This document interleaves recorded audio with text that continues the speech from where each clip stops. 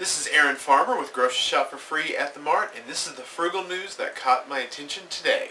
The big news over the weekend was the changes Walmart made to their Savings Catcher program. If you aren't familiar with Savings Catcher, it is built into the Walmart smartphone app and allows you to enter your Walmart receipts. Savings Catcher then compares what you bought to the local ads in your area. And if someone has something on sale for cheaper than what you paid at Walmart, you get the difference back on a Walmart gift card. I have personally gotten over $75 back from Savings Catcher since the program started. However, starting last Saturday, Walmart will no longer be comparing your receipts to your local drugstores and will no longer be catching any non-UPC items like bakery items or produce. The official reason for this Walmart gave was that most people do not do their grocery shopping at drugstores, and produce doesn't have like-to-like UPC matches across all retailers. However, I knew this wasn't true because one of the things Walmart said they wanted to focus on was health and beauty items and over-the-counter medications, which are exactly what people go to drugstores to buy. Also, while produce doesn't have UPC codes, they do have PLU codes that are the same across all retailers. For instance, the PLU code for bananas is 4011 regardless of where you shop.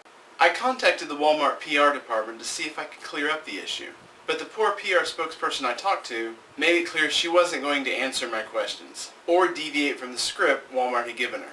However, one of my readers gave me some insight into why these changes possibly could have been made. Now, it should be noted that despite my best efforts, I was not able to confirm this explanation with a second source, and a Walmart spokesperson denied that this was true. But I thought it was an interesting enough theory to at least tell you about. Walmart had been using a company called IRI to compile the data they used for Savings Catcher. And for whatever reason, they recently switched to another company named AC Nielsen for their data. AC Nielsen doesn't track drugstores the way they do other retailers, and they don't track non-UPC items like produce and bakery items. That's it. I don't know why the switch was made, and I'm sure Walmart will never tell me, but if they ever do, rest assured I'll tell you right here. In other news, 50 Shades of Grey, the movie, hit movie theaters this weekend, and retailers were getting in on the action by providing tie-in products that you can buy. One of the stranger ones I saw was being offered by Walmart. You can get a 50 Shades of Grey gourmet gift box filled with such things as chrome-plated metal double-locked handcuffs and a black gift box hand-tied with rope. And guess how much it is? It's $69. That's right, Walmart is selling a box full of sex toys for $69. Now,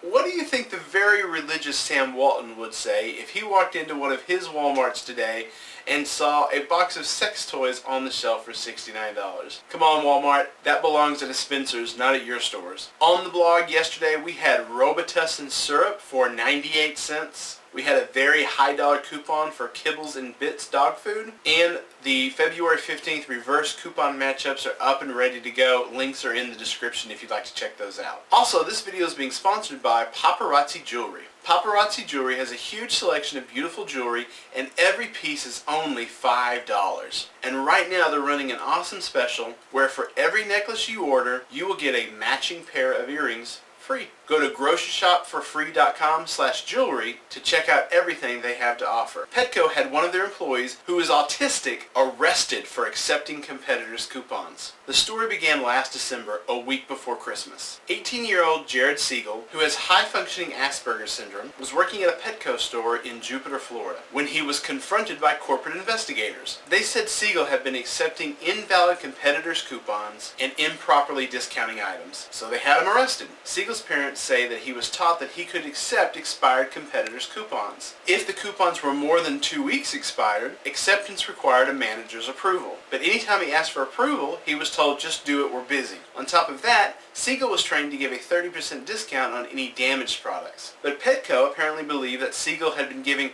too many discounts. Corporate investigators said his errors cost the store over $1,000, and it's corporate policy to call the authorities anytime a loss of over $100 is discovered. Now here's where the story just flies off the rails. In my day, if an employee did something like this, you either trained him, because you obviously didn't do a good job training him, you disciplined him, maybe you wrote him up, or worst case scenario, you fired him. But Petco decided to have Siegel arrested at work, taken to jail, and his parents only found out what was going on when he didn't come home. He spent the night behind bars before his parents were able to bail him out. Last Monday, his parents announced that he was finally cleared of all charges, but his parents aren't satisfied and they want Petco to admit wrongdoing. Now this story reminds me of a similar story that came out last month, where Graham Gentles, a 22-year-old with Asperger's syndrome, was paraded around a Pasadena Target store in handcuffs after he was accused of stealing, even though he was never